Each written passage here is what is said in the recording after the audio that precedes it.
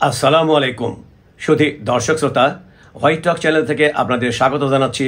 আমি অ্যাডভোকেট আবুল হাশেম টিপু। ওজনে কারচুপি, আজকে কথা বলবো ওজনে কারচুপি নিয়ে। অর্থাৎ কোনো পণ্য ওজনে বা মাপে কম দেয়া বা কারচুপি করা, কোনো পণ্যের প্রকৃত ওজন বা মাপ সঠিক না দিয়ে কারচুপি করে তা কম দেওয়া। বিক্রেতা যখন কোনো পণ্য বিক্রয় করে তখন যদি প্রকৃত ওজন বা সঠিক মাপ না দিয়ে কম ওজন দিয়ে ক্রেতাকে ঠকায়, সেটাকে প্রতারণা বলব। কারণ সে সরাসরি ক্রেতার সঙ্গে প্রতারণা করছে ওজনে কম দিয়ে, সঠিক মাপ না দিয়ে। বিক্রেতা সরাসরি প্রতারণা করছে ক্রেতার সাথে ওজনে কম দিয়ে, যা কোনোভাবেই কাম্য নয়। আগে দাঁড়িপাল্লার হাটে বাজারে পণ্য বেচাকেনা চলত, অর্থাৎ বিক্রেতা হাটে বাজারে গ্রামে গঞ্জে তাদের পণ্য বিক্রয়ে ওজনের জন্য দাঁড়িপাল্লা ব্যবহার করতেন। কিন্তু বর্তমানে তা অনেক কমে গেছে। শহরের দোকানগুলোতে দাঁড়িপাল্লার ব্যবহার নাই বললেই চলে। এখানে দাঁড়িপাল্লার পরিবর্তে প্রায় দোকানেই ওজন মেশিন বা মাপ যন্ত্র ব্যবহার করা হয়। বিশেষ করে মুদি দোকানে, মাছ মাংসের দোকানে, মিষ্টির দোকানে বা অন্যান্য দোকানে, যেখানে নিত্য প্রয়োজনীয় নানা রকমের পণ্য বিক্রয় করা হয়,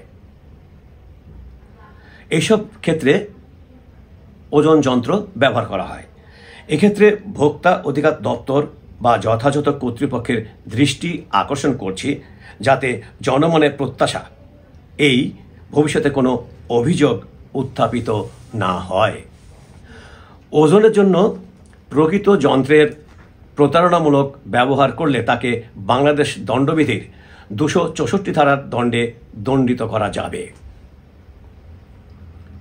এখানে বাটখারা ও মাপকাঠি সংক্রান্ত অপরাধ সম্পর্কে বলা হয়েছে।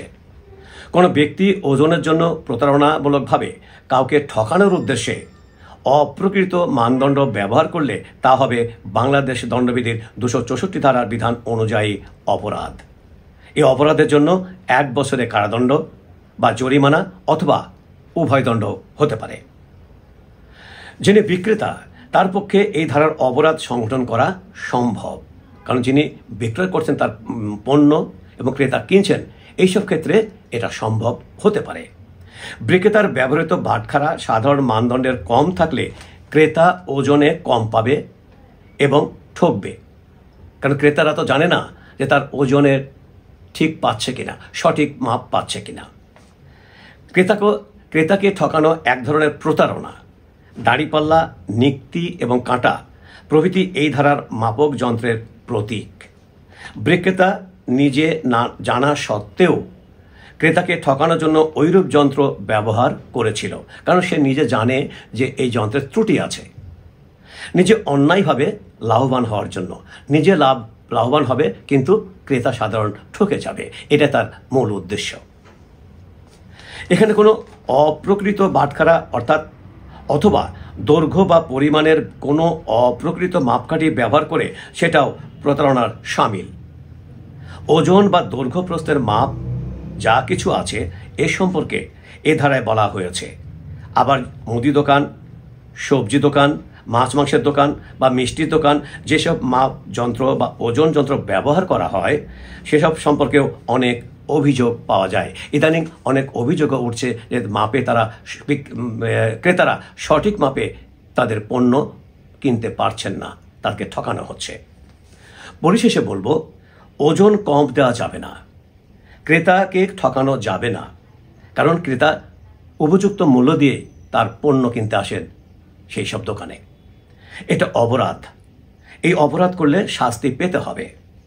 পরকালের কথাও চিন্তা করুন, সেখানেও কিন্তু শাস্তি পাবেন, কারণ ওজন, সঠিক মাপের ওজন দিতে বলা হয়েছে। এটা সব ধর্মে বলা হয়েছে, ইসলাম ধর্মেও কথা বলা হয়েছে এবং কঠোরভাবে পালন করতে বলা হয়েছে। সেখানেও হিসেব দিতে হবে। সবাইকে চলে যেতে হবে, কেউ চিরস্থায়ী নয়। আজ এ পর্যন্তই। ভালো থাকবেন সবাই। আল্লাহ হাফেজ।